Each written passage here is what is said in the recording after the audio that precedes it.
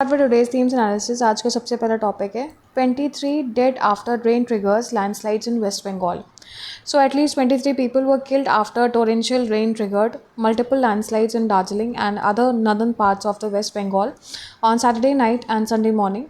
11 deaths occurred in Mirik and 12 in Darjeeling.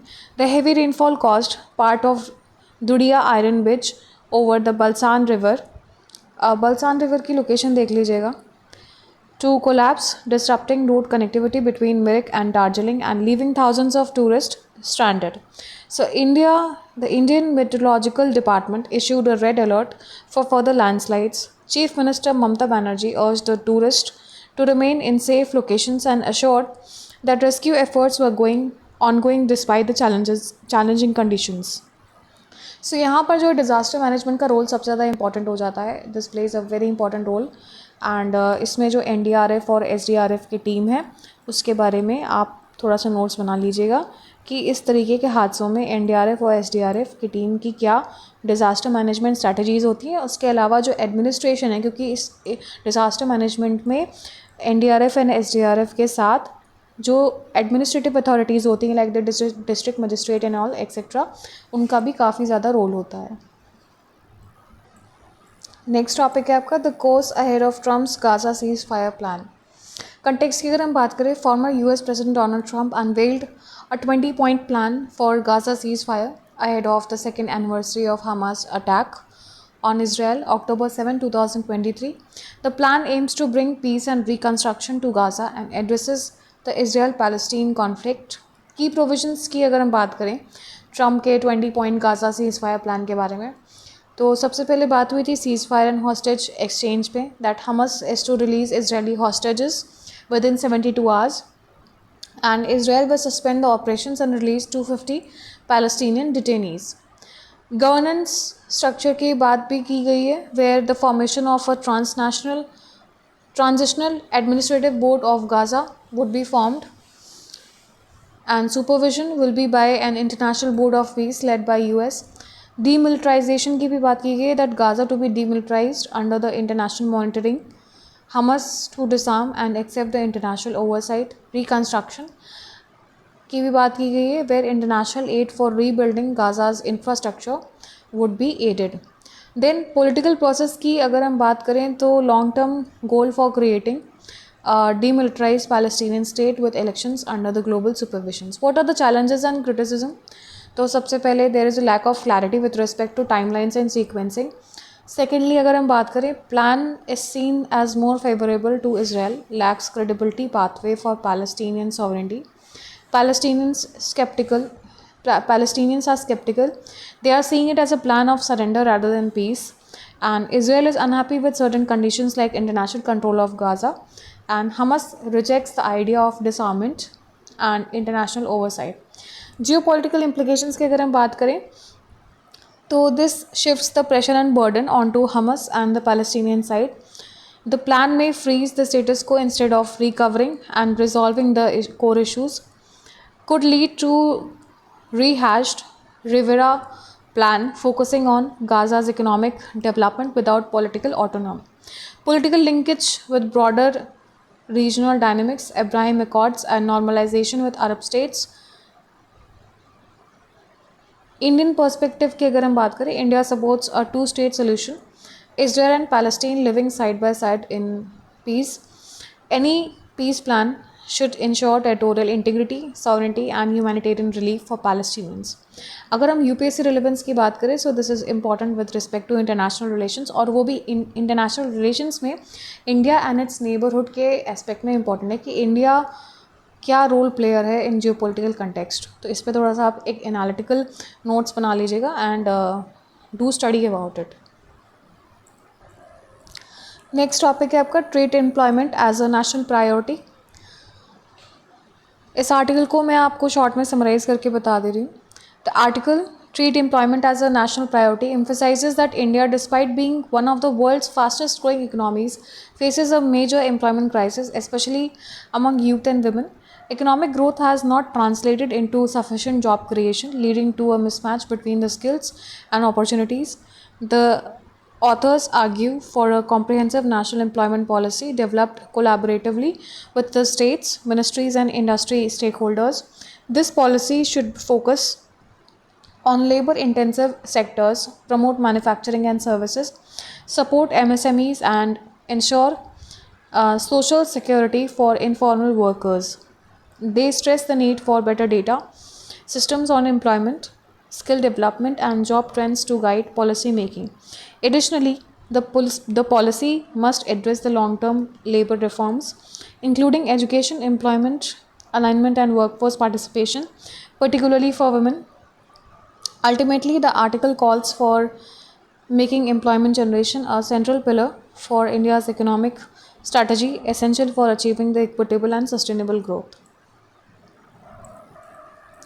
Next topic है आपका about the marshland trap. India must address its concern about the Pakistan's activity with care.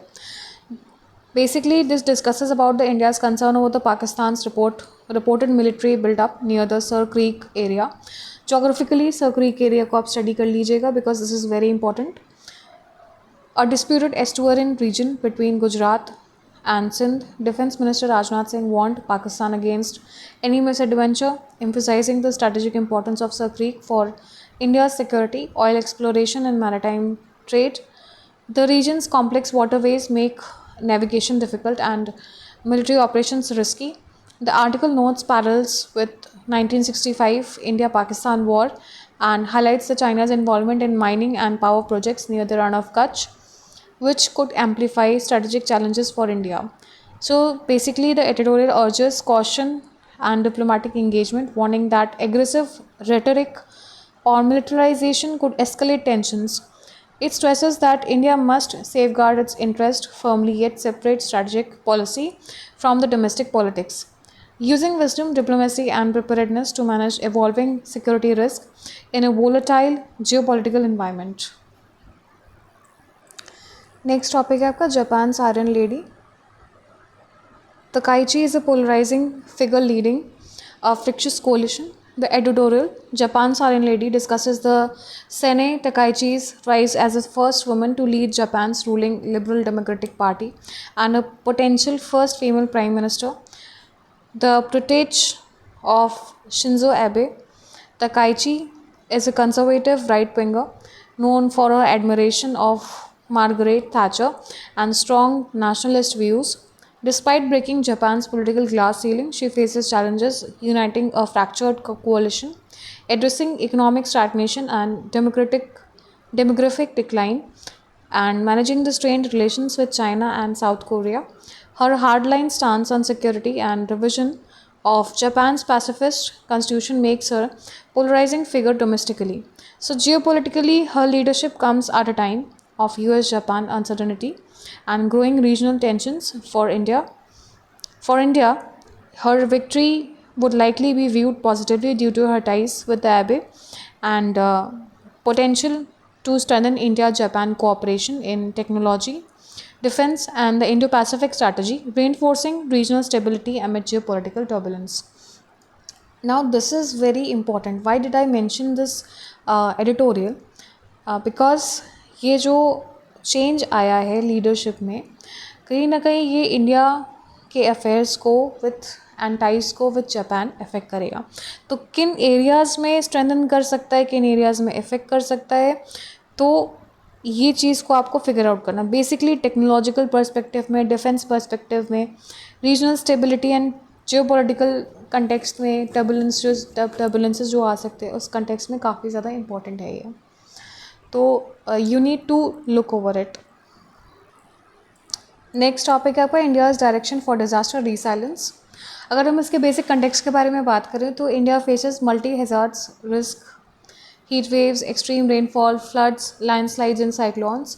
A multifaceted approach combining scientific, financial, and institutional mechanism is essential for disaster resilience. The article outlines India's evolving strategy guided by the Prime Minister's 10-point agenda on disaster risk reduction in 2016 and National Disaster Management Authority, that is NDMA efforts. Disaster risk reduction की अगर हम बात करें framework की, तो 15th Finance Commission adopted a nuanced approach integrating risk reduction into public finance जिसमें around ₹2.28 lakh crore would be allocated for disaster management over 5 years। उसमें से 30% जो है that would be for preparedness and capacity building, 40% would be for post disaster response and 30% would be for post disaster reconstruction. Emphasis किस पे रहेगा? Nature based risk mitigation पे सबसे ज़्यादा एम्फोसिस रहेगा। देन साइंटिफिक एवोल्यूशन पे एम्फोसिस रहेगा and inter institutional coordination पे एम्फोसिस रहेगा। इंस्टीट्यूशनल एंड फाइनेंशियल मैकेनिज्म्स की अगर हम बात करें तो MHA and NDMA oversee national and state level DRR efforts. Reconstruction projects worth ₹5,000 crore would be approved for Uttarakhand, Himachal Pradesh, Sikkim, Assam and Kerala।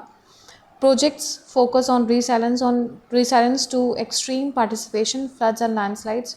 की programmes की अगर हम बात करें तो आपदा की प्रोग्राम्स क्या क्या हैं ये आप नोट कर लीजिएगा। जो स्कीम्स हैं like Aapda Mitra and Yuva scheme, NIDM courses and national cyclone risk mitigation programme, इसके बारे में नोट्स बना लीजिएगा। Then technological and scientific integration, use of geo spatial mapping, early warning systems and slope stabilisation techniques. These are the technological perspective जिसको adapt करने के बारे में बात की जा रही है। Research and data support from IMD, NIDM and national institute of disaster management. The development of model village programmes and climate resilience housing. Nature based and community solutions की अगर हम बात करें तो India is prioritising nature based solutions such as the wetland restoration, afforestation, urban flooding management, mangrove protection etc. Emphasis on community led climate adaptation and local resilience की अगर हम resilience की भी बात की गई है। International cooperation, India's DRR cooperation with G20, SCO, BIMSTEC and IORA। Focus on knowledge sharing, capacity building and sustainable resilience, collaboration through coalition for disaster resilient infrastructure। की टेकअवेज की अगर हम बात करें विद रिस्पेक्ट टू UPSC तो आपका हम अगर मेन स्पेसिस पे बात करें तो disaster management is a very important topic over year, जिसमें जो इंस्टीट्यूशनल फ्रेमवर्क कैसे होना चाहिए, फाइनेंस कैसे होना चाहिए एंड टेक्नोलॉजी इंटीग्रेशन कैसे होना चाहिए, ये सब चीज़ें इंपॉर्टेंट है। Climate change adaptation and sustainability की भी बात इंपॉर्टेंट है कि किस तरीके से इन डिज़ास्टर से डील करने के लिए climate change adaptation and sustainability strategies को अडेप्ट करना चाहिए। उसके अलावा जो स्कीम्स मैंने आपको बताई हैं दे आर इम्पॉर्टेंट और इस पर आप थोड़ा सा वर्क कर लीजिएगा। Why is ADR crucial for Indian courts? ADR के बारे में बता दूँ, basically this is an alternative dispute resolution mechanism. ये क्या मैकेनिज्म होता है, इसकी इंपॉर्टेंस क्या है, ये सब चीज़ें आपको मालूम होना चाहिए। मैं आपको शॉर्ट में समझा दे रही हूँ। तो basically this is helpful in reducing India's massive judicial backlog and ensuring faster affordable justice। With over 5 crore pending cases, ADR mechanisms such as arbitration, mediation, conciliation and lok adalats offer quicker and lesser adversarial solutions outside the formal courts। The Constitution, Article 39A and several statutes including the Arbitration and Conciliation Act 1996 and Legal Services Authorities Act 1986 support the ADR। So initiatives like Lok Adalats, Gram Nyalays and the Mediation Bill 2023 further institutionalize its use। ADR helps reduce the burden on courts, promotes amicable settlements and enhances access to justice, especially for marginalized groups। However, challenges remain such as lack of awareness, uneven quality of mediators and enforcement issues। So strengthening ADR through the training, digital infrastructure and legal reforms is vital for improving India's judicial efficiency and public trust in justice delivery। Next article है How is AI transforming teaching and learning practices in Indian classrooms। So basically अगर मैं इस article की बात करूँ, this is somewhere about the artificial intelligence tools like ChatGPT, NVI, DIAs, AI and OpenAI models that are reshaping education in India by enhancing teaching efficiency and personalized learning। AI enables adaptive learning platforms, automated assessments and data-driven insights into student performance, allowing the teachers to focus on creative and critical thinking। Initiatives such as the National Education Policy NEP 2020 and the National AI Mission aim to integrate AI literacy and digital pedagogy across the schools and higher education.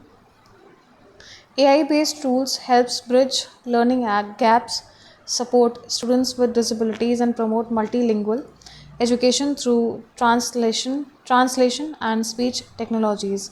However, challenges remain, including the digital inequality, lack of AI training for teachers, and concerns about the data privacy and over resilience on technology.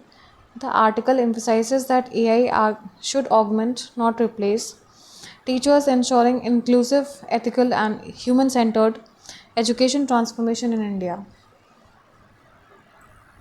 So, basically, here you need to analyze the role of AI in different fields with respect to UPSC.